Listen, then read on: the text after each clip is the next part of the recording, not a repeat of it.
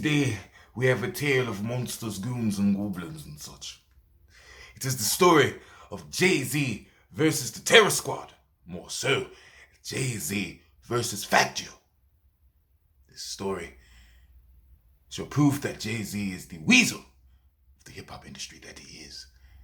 And he really doesn't care about anyone else's status or events or otherwise being in hip-hop. Let's dive into it, shall we?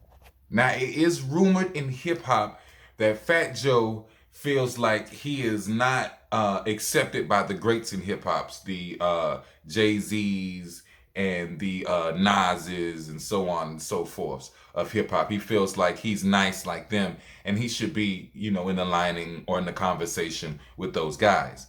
So now, at the time, Fat Joe is working hard to get his music out, but a lot of people isn't really paying too much attention to Joe. Big Pun starts blowing up. Now, when Big Pun starts blowing up, which is, Fat Joe's partner, that's when people started actually, looking at Fat Joe.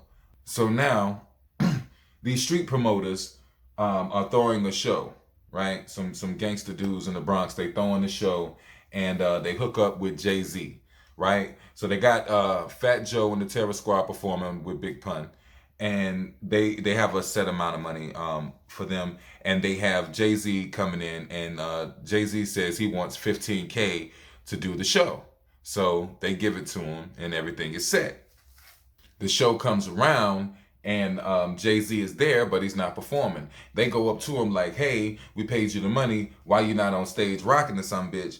And Jay-Z's like, "Well, you probably have to pay me like 10 more K for that because, 15K is just my appearance fee."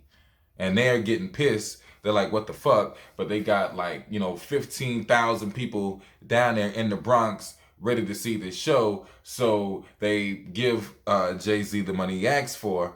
And then they have to reluctantly tell Fat Joe and Big Pun that they can't give him anything due to Jay-Z wanting so much. Later, Fat Joe, Big Pun, and Jay-Z, along with Jay-Z's nephews, have a meeting. Everything else after this point is alleged. All right? At this point, Jay-Z, Fat Joe, and Big Pun with Jay-Z's nephews are all in a meeting, and fists start flying, a champagne bottle gets thrown, and it ends up to Jay-Z giving Fat Joe and Big Pun $7,000. Now, mind you, a little bit before this event, Memphis Bleak and his crew, the Get Low crew, got into it with some Terror Squad members in the club, and a champagne bottle was thrown there. So maybe that's where a lot of people got it mixed up with a champagne bottle with Jay-Z or whatever. But like I said, those things are alleged in the motel or the hotel in the meeting, and is alleged in the club. But mind you, what happened in the club between the Terror Squad and Memphis Bleak and them and the Get Low crew, it didn't have nothing to do with the beef that was happening in the meeting. Now, after Big Pun's death, people started saying that Fat Joe is getting harder with his rhymes. Now, Fat Joe was going around, basically doing the RIP Big Pun thing, and people are now starting to say, well, damn, Fat Joe's flow changed. Did he take Big Pun's rhyme book? Also, people who knew Big Pun knew that he had a rhyme book full of rhymes with unrecorded rhymes that were written for him to rhyme. Yeah. Now, Fat Joe gets with DJ Khaled, and now they do the lean back thing, and lean back is doing numbers, and Fat Joe is getting the recognition that he believes he deserves. So now there's a basketball set between Jay-Z, between Terror Squad and Rockefeller. Okay, and they have like real basketball players on their teams. They're not playing, but they got these basketball players on their teams like Carmelo and some other I'm not into basketball, but they got, some guys on their teams to play from the NBA.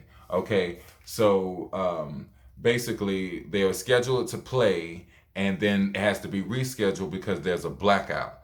Now, it gets rescheduled. Fat Joe and them show up, and only a couple of Jay-Z players show up, but it's said that Jay-Z and Beyonce are on vacation, and that's why they didn't show up to the rescheduled event.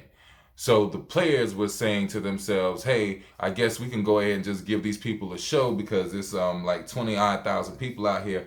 Might as well go ahead and play in front of them. They've been waiting for hours." Fat Joe says, "No, we already declared the winners because Jay-Z didn't show up." And at the time, it's rumored that Fat Joe really wanted to get a win over Jay-Z, so I guess that would kind of catapult to him as Jay-Z like status in hip hop or in the streets.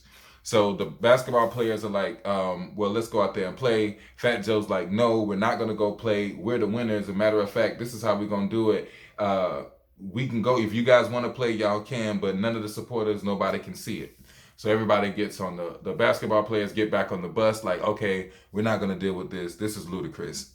They try to reschedule it again, but by this time, it's out of season and it's just pretty much too late for it.